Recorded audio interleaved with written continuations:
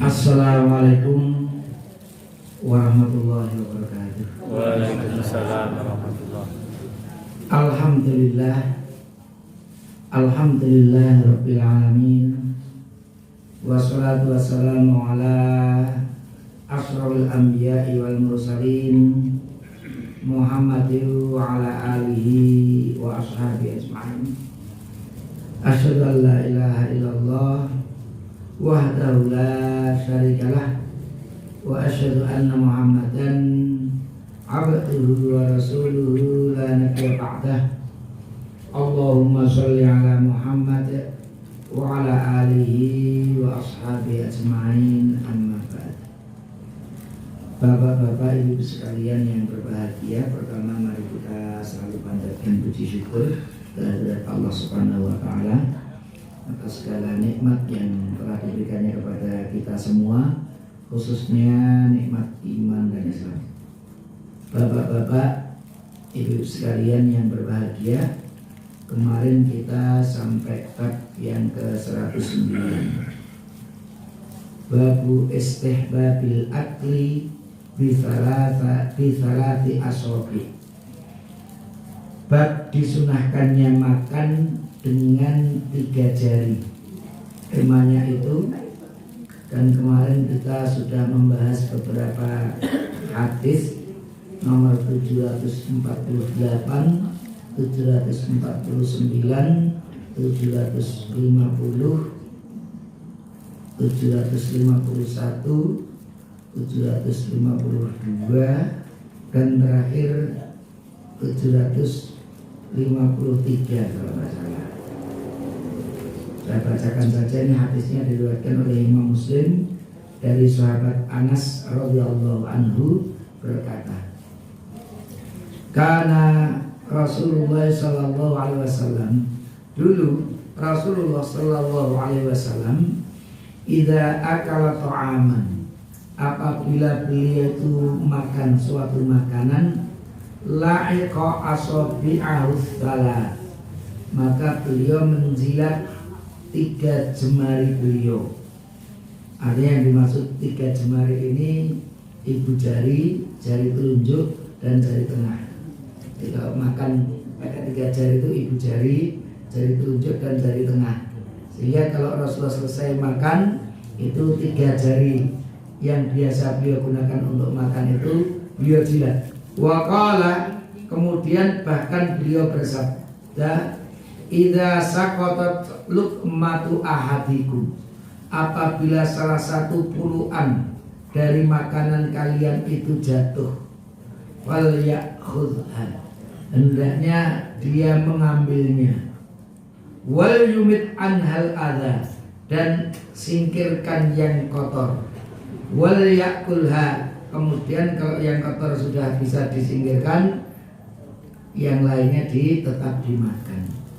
Wala yada'ha lisyaitan, janganlah dia biarkan makanan itu dimakan oleh syaitan. Itu sabda Rasulullah sallallahu alaihi wasallam. Kemudian hadis yang ke-754, hadisnya sahih, diriwayatkan oleh Imam Al-Bukhari dari Sa'id ibn Al-Harith annahu sa'ala Jabiran radhiyallahu anhu 'anil wudhu'i mimma masakin nar. Dari Sa'id bin Al-Harith bahwasanya beliau itu pernah bertanya kepada Jabir bin Abdullah 'anil wudhu'i mimma masakin nar, dari berwudu mimma masakin nar, dari daging yang tersentuh oleh api, artinya daging bakar. Jadi kalau ada orang makan daging bakar yang dibakar begitu, apakah seseorang itu harus wudu?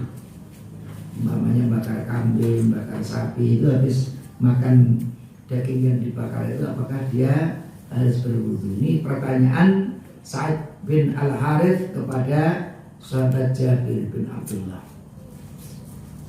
Karena sebenarnya sahabat Jabir bin Abdullah ini termasuk salah satu ulama di kalangan sahabat. Faqala, maka sahabat Jabir bin Abdullah ini menjawab, la, tidak. Artinya tidak harus berwudu. Qad kunna zamanan Nabi sallallahu alaihi wasallam. Dulu kita di zaman Nabi. Ini berarti menunjukkan bahwa waktu itu Rasulullah sudah wafat. Jadi Rasul sudah wafat, ada seorang tabi'i yang tidak bertemu dengan Rasul bertanya kepada sahabat Jabir bin Abdullah, menanyakan apakah seseorang wajib berwudu ketika makan daging bakar. Dan ternyata sahabat Jabir bin Abdullah menjawab tidak. Karena dulu di zaman Rasulullah, ini menceritakan kisah ketika Rasul masih hidup. La najidu misla dzalika ta'ami illa qalilan. Kami tidak mendapatkan makanan seperti itu kecuali sedikit. Artinya jarang-jarang. Mungkin umatnya Nabi Muhammad mengalami perkembangan dari sisi ekonomi. Kalau dulu orang jarang-jarang makan daging, tapi waktu itu sudah semakin sering orang makan daging, sehingga pertanyaannya sampai seperti itu.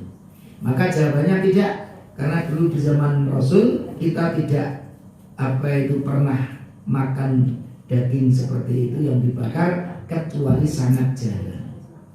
Fa idza nahnu wajadnahu, dan apabila kami mendapatkannya, yaitu mendapatkan daging bakar itu, lam yakun lana manadil, dan kita tidak punya manadil. Mandilun itu sapu tangan, kira-kira alat yang digunakan untuk membersihkan tangan setelah kita makan, itu manadil.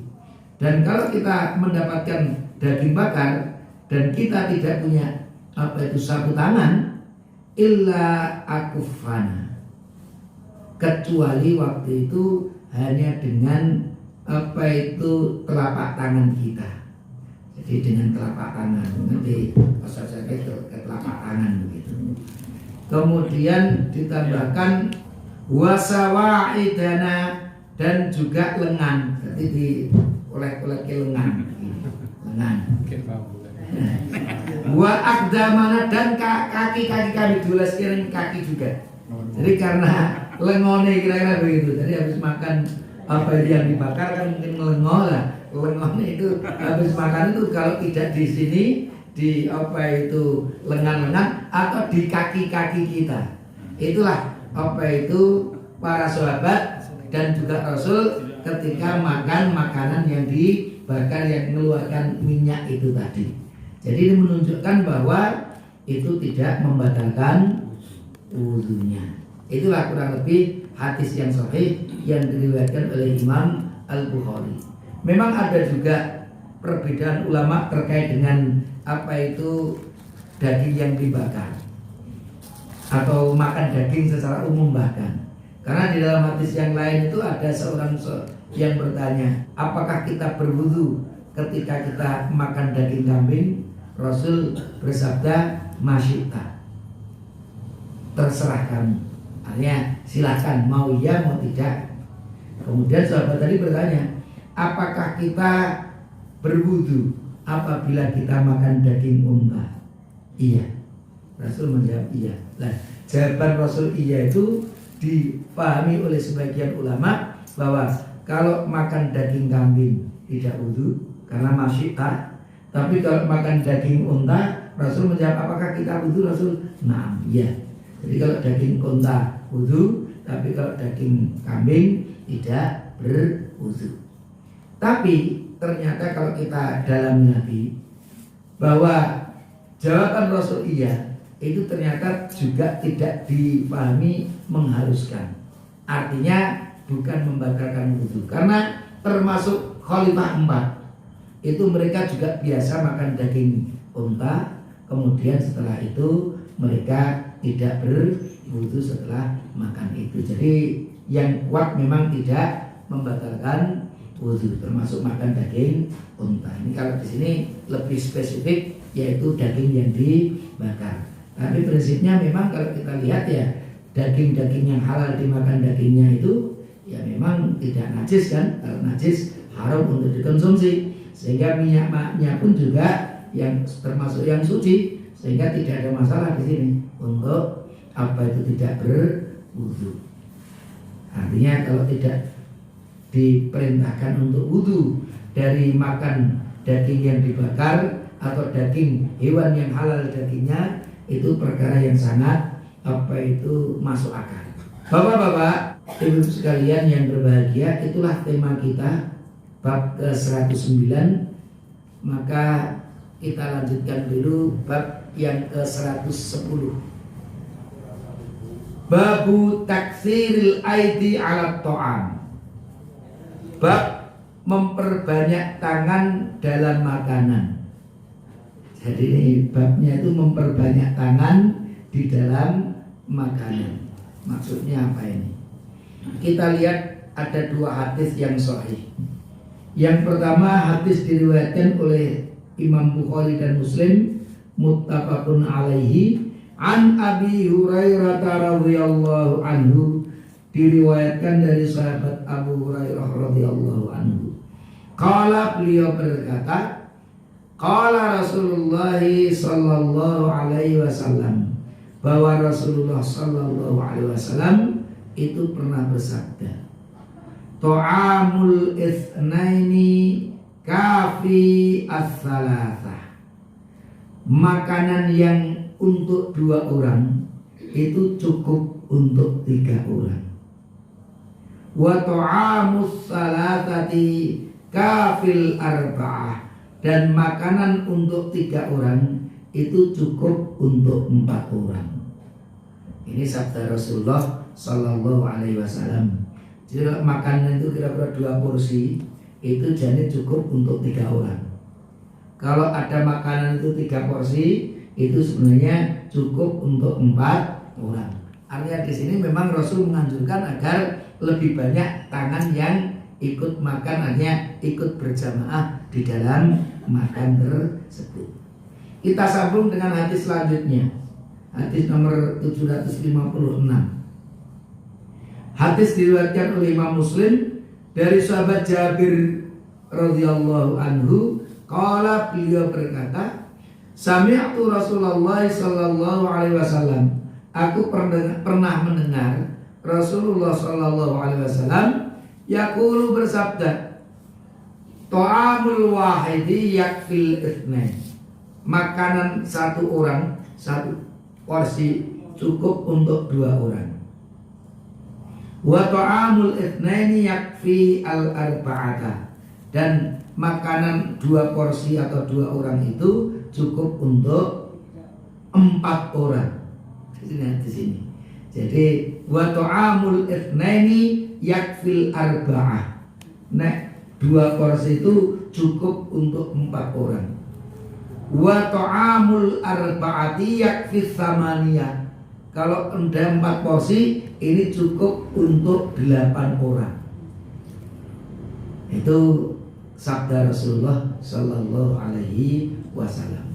Tapi memang ini kita juga perlu mengkaji apa itu dari sisi yang lain. Urfnya, bahasa begitu. Urf itu kebiasaan. Memang bapak-bapak, ibu-ibu, tidak dipungkiri. Ini saya menyaksikan sendiri karena saya juga belajar lama di Baghdad, tentunya juga bertemu dengan orang Arab. Karena yang namanya orang Arab itu siapa? Orang Arab itu adalah orang yang bahasa ibunya itu bahasa Arab. Itu maka disebut apa itu bangsa Arab. Kalau bangsa Arab itu kalau di Timur Tengah itu mungkin perkiraannya sekitar 23-24 negara, karena seperti itu. Jadi di atas 20 negara. Ada umpamanya Saudi Arabia, ada Yaman, ada Kuwait, ada Bahrain, ada Irak, ada Jordania, Mesir, Maroko, Tunisia, Sudan. Itu pun yang hitam itu, tapi memang bahasa itu ibunya ya bahasa Arab, maka termasuk bangsa Arab juga, meskipun kulitnya banyak yang hitam di Sudan itu. Nah seperti itu. Maka juga mungkin Sudan itu kalau dilihat benuanya itu maksudnya Afrika. Tapi ternyata kalau kita perhatikan apa itu Timur Tengah itu ada yang masuk ke Asia, ada yang masuk ke Afrika. Jadi ada yang agak timur, yang timur bagian timur itu Saudi, Irak, Kuwait dan lain sebagainya, termasuk Jordania itu batas untuk timur, itu bagian Asia. Tapi kemudian Mesir CS sana, Mesir, Maroko, Tunis, Aljazair itu Libya itu termasuk benuanya nanti masuk benua Afrika. Tapi mereka juga semuanya adalah bangsa Arab. Maka bangsa Arab itu negaranya cukup banyak. Nah, memang saya tidak tahu secara keseluruhan, tapi beberapa informasi juga yang kita dapatkan, juga pengalaman ketika belajar di Baghdad itu juga bersama orang-orang Irak yang itu tentunya juga bangsa Arab, itu memang makannya porsinya jauh lebih banyak dari kita. Jadi porsi makan mereka itu jauh lebih banyak dari kita. Ini kebiasaan makan. Karena saya pun juga ketika dulu saya ceritakan, ketika saya diajak makan kemudian saya sempat menolak, dimarahi, kenapa kok nggak mau diundang makan, tersinggung. Akhirnya saya terus terang, saya pernah diundang makan tuh dikasih daging kambing, saya nggak doyan, jadi saya stres itu makannya itu. Dia tertawa akhirnya, oh ternyata itu baik, kamu tetap datang, nanti khusus untuk kamu saya kasih ayam. Tapi ternyata ketika kita bersama rombongan itu dikasih kambing guling itu juga ada ayam, saya dikasih ayam satu itu saya mentek separuh itu setele-tele itu diguyu sama orang Arab. Katanya kamu suka ayam, tapi separuh aja kok nggak habis. Habis kan itu satu ayam, diminta tuh nggak bisa satu ayam. Tapi memang mereka juga begitu, satu porsi itu bisa. Jadi kalau kita di warung Arab itu mencari ayam seperempat itu lainnya. Ayam itu satu atau setengah. Jadi satu atau setengah. Biasa orang ngedep ayam satu itu habis itu biasa. Tapi kalau kita caranya pinter. Kalau orang Indonesia juga tidak kalah cerdiknya. Kita kalau masuk ke warung itu berempat saja. Berempat pesen satu ayam ya. Terus rame-rame sing tambah nasinya. Mereka bingung gitu. Nasi lagi.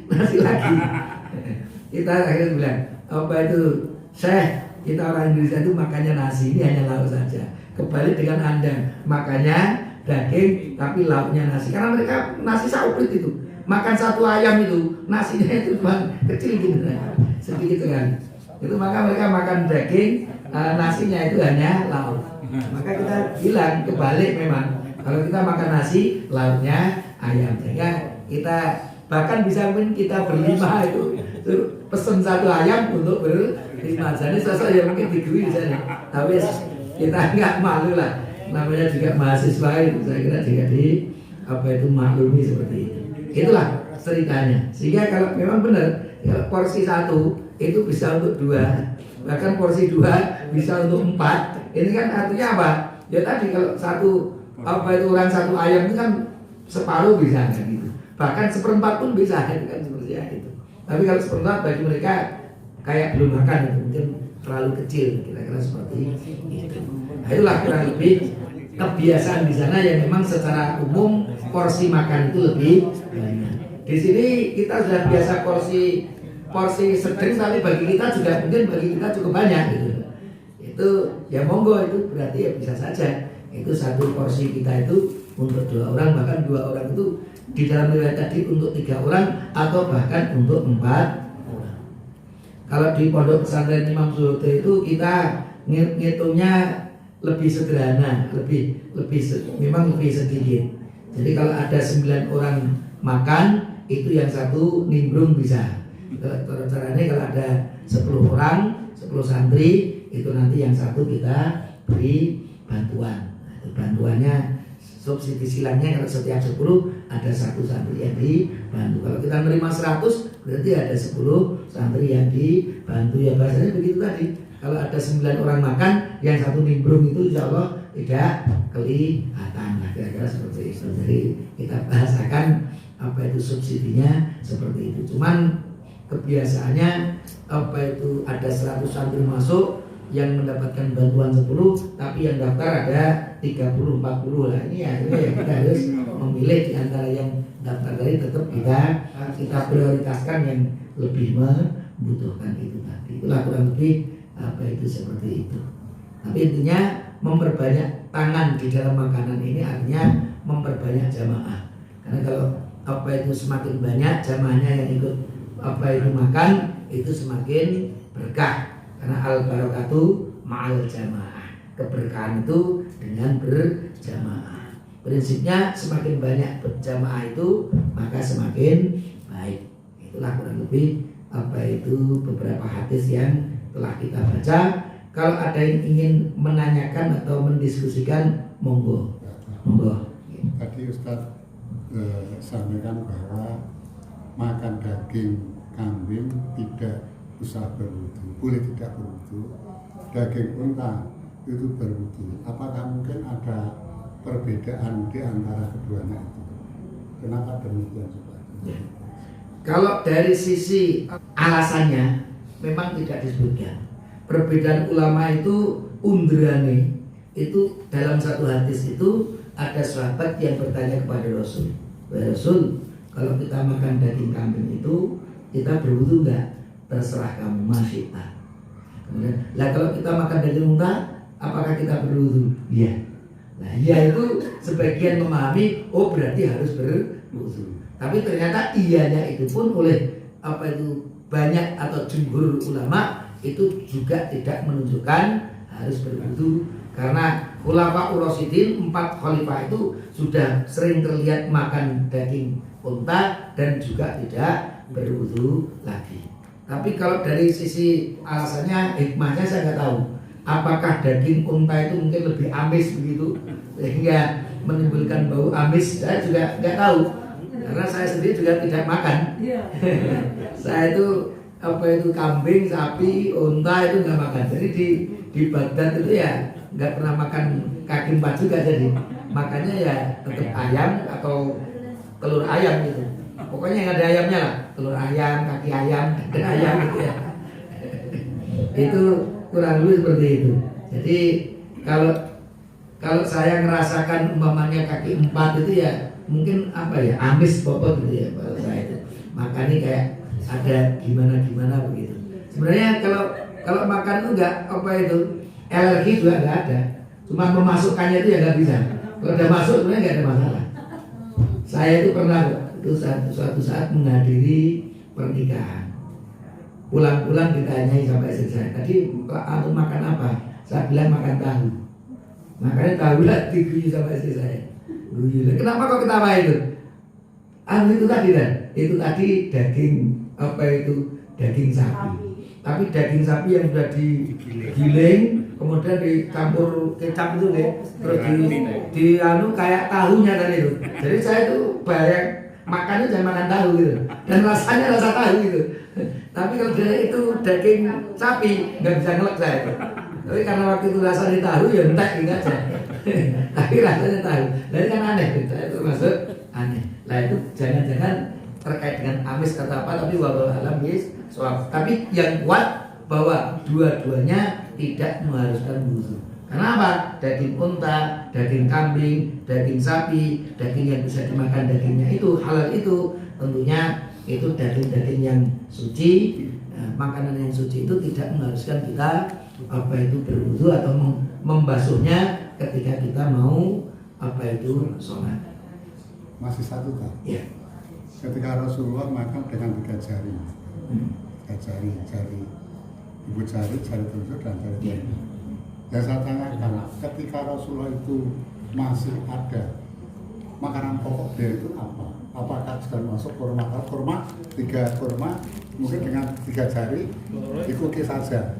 Tapi kalau kita orang Indonesia, kalau saja kok berkosong, malah justru pakai sendok 1. Nah itu mohon untuk di. Baik. Sekali lagi ini terkait dengan makan, minum. Ini ada perbedaan di kalangan ulama.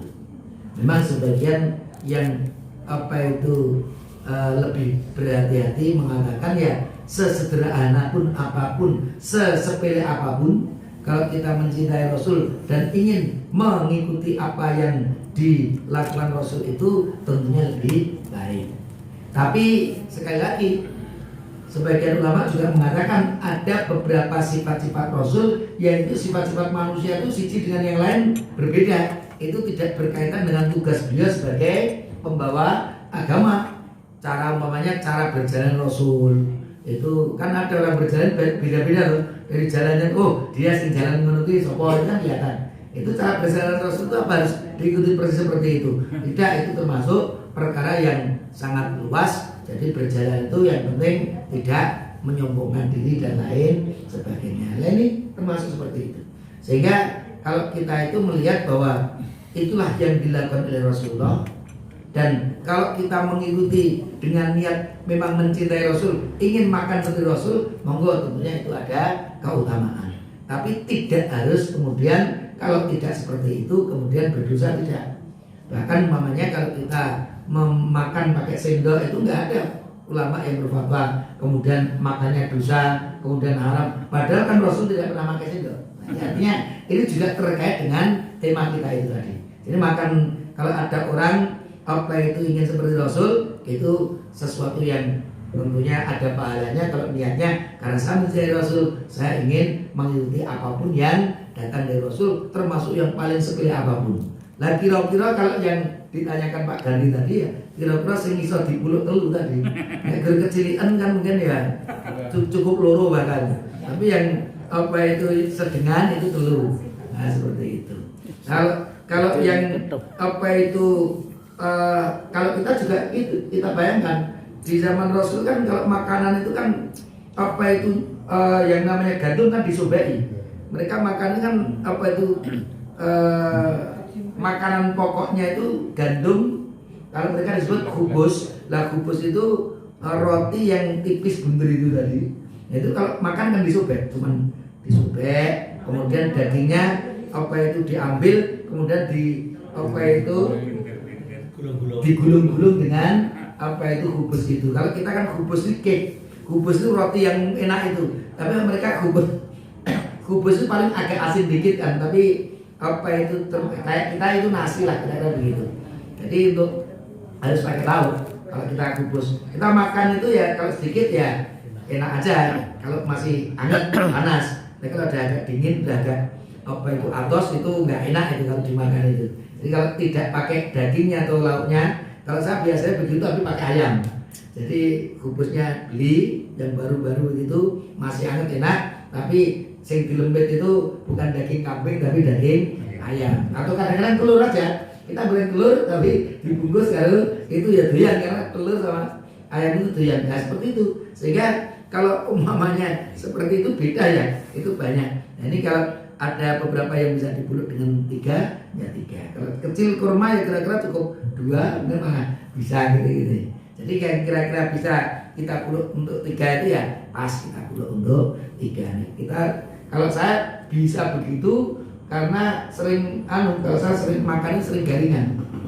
Kadang orang kalau nggak penak itu. Padahal biasa saya goreng endok, kemudian nasi putih dengan telur. Nasi putih dengan tempe itu biasa nggak pakai apa-apa gitu. Tapi kalau dulu kok rane sawi ya, saya nggak suka sayur juga gitu. Jarang-jarang makan sayur juga. Kecuali ada beberapa mungkin bayam atau sayur apa itu gori, itu ada beberapa yang durian, tapi banyak yang tidak bisa makan juga. Ini aneh saya lihat. Saya nggak tahu dari sononya gitu. Ya, masukkannya sulit, tapi sebenarnya nggak ada, tidak ada apa itu alergi itu juga tidak. Terus memasukkannya itu nggak bisa. Itu aja kira-kira seperti itu. Ini sudah menjadi kebiasaan. Mungkin yang hadir ini sudah alami semua. Kan makan itu ya kanan pakai 3 jemari, tapi yang kiri biasanya udang lauk. Ini kan juga makanan. Ini apa cuma kebolehan atau makro atau gimana? Itu sebenarnya sama. Jadi kul biyaminika itu yang dimasukkan ke mulut itu kanan. Jadi kalau memang kalau kita makan itu satu, paling untuk geser-geser. Tapi kalau makan ambil kerupuknya bisa lagi aja, dimakan lagi kerupuknya lagi. Biasanya kan Ya kalau tidak terbiasa memang itu seperti itu. Jadi umpamanya kalau saya punya anak itu kadang-kadang makannya pun kiri, kita biasakan dengan tangan kanan. Nek pakai luru itu umpamanya kadang-kadang megangnya tuh apa itu pokoknya salah gitu. Mestinya dipegang kiri tapi kemudian kanannya tapi pegang kanan sehingga kirinya yang makannya juga salah kan, salah megang gitu loh. Itu juga kita sampaikan. Tapi yang paling tepat itu memang kalau makan itu satu jari. Artinya yang dimasukkan ke mulut itu dengan satu. Jangan begini dan begini. Tapi bagi makan ini kalau sendok itu ya ini, kalau sini paling untuk ngerapikan ini, tapi masuknya selalu yang kanan. Ini yang terbaik adalah yang kanan itu tadi. Maka yang kiri-kiri kalau kita terbiasa nyangking kiri kerupuknya atau karake itu, nah iso diseleke, nanti karake kerupuknya itu tetap diambilnya pakai tangan kanan. Pertama kering banget itu. Tapi dulu saya juga begitu. Wah iya, ternyata ini kiri nih kita makan. Padahal perintahnya kanan, akhirnya ya biasa diletakkan makan gitu, umpamanya kemudian mengambil makan bakmi sambil kerupuk, makan begini kerupuknya diseleke, nanti dimakan tetap pakai tangannya. Itu yang ya. Kebiasaan bisa dirubah sedikit-sedikit, biar rada kaku tapi bisa dirubah insyaallah. Itu lebih baik. Aku lu qouli hadza wa astaghfirullah li wa lakum. Wassalamualaikum warahmatullahi wabarakatuh.